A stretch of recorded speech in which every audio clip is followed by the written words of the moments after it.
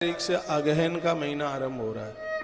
अगहन का महीना पूरा का पूरा अगहन का मास कृष्ण के ऊपर गोपी चंदन लगाने का मातम। एक भी दिन नहीं निकले ऐसा 365 दिन में से जिस दिन कन्हैया को आप गोपी चंदन न लगाएं। ना हो तो हमसे ले जाना ओरिजिनल असली, लेकिन पूरा महीना भर आप गोपी चंदन लगाना और आपसे हो जाए तो पूरा महीना भर एक ब्राह्मण को प्रत्येक दिन भोजन कराइए।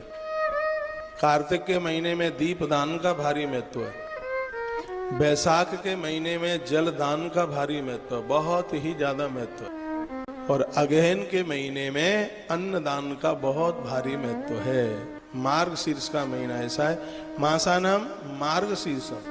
श्रीमद् भगवद गीता में कहा है कि कन्हैया को मार्गशीर्ष का महीना इतना उन्हें प्रिय है, इतना अद्भुत महीना है कि गीता अगहन के महीने में प्रकट होती है।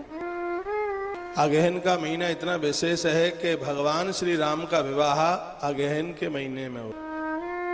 अगहन का महीना इतना विशेष है कि वृंदावन में ठाकुर बांके बिहारी भी अगहन के महीने में प्रकट होते हैं। तो यह मार्गशीर्ष का महीना बहुत अद्भुत।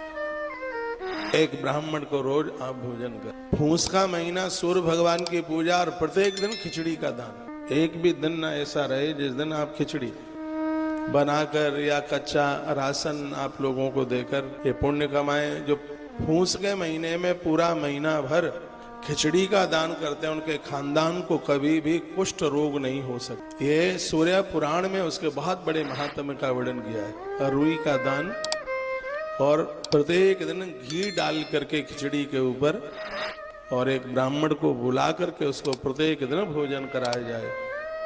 तो फूस के महीने का बहुत भारी बहुत बड़ा महात्म्य है। और यह अगहन का महीना है अन्नदान के लिए। भगवान को इसमें आप चंदन लगाइए और हनुमान जी को एक 250 ग्राम लड्डू का भोग हर मंगलवार को लगा लें, शनिवार को लगा लें। पूरे के पूरा का पूरा महीना भर आप लगा लें। और इसमें आंवले के नीचे, अगहन के महीने में आंवले के नीचे घी का दिया जलाने का बहुत भारी मात्रा है, बहुत बड़ी महिमा है। ये तो मैंने पिछले काल में समय में भी वीडियो डाली है। इसमें पूरा महीने में जैसे कार्तिक में आप तुलसी पूजते हैं, उसी प्रकार से इस महीने में आंवले की पूजा की बहुत बड़ी महिमा। ये सब मेरे सामने ग्रंथ रखा है, ये सगरी बातें लिखी गई हैं। मध्यम मासम न भक्षेत शशांकम शौकरम तथा। जैसे कार्तिक के महीने में लोग मांस नहीं खाते, शराब नहीं पीते, उल्टा पुल्टा नहीं कुछ खाते पीते, उसी प्रकार से इस महीने में भी मध्य, नशा, मांस, इन सब चीजों को वो हाथ भी न लगाएं।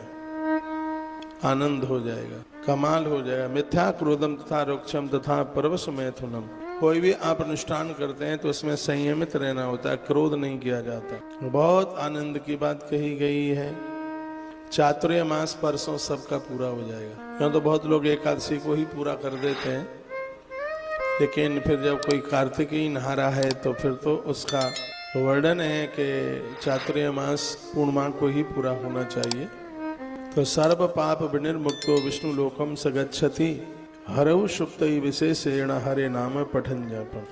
चाहे कार्तिक का महीना चाहे अगहन का महीना है, उनके सभी पाप समाप्त हो जाते हैं जो भगवान से जुड़ करके रहते हैं। और विष्णु लोकम सगच्छति, अंत में वह लोग भगवान विष्णु के लोक में जाते हैं।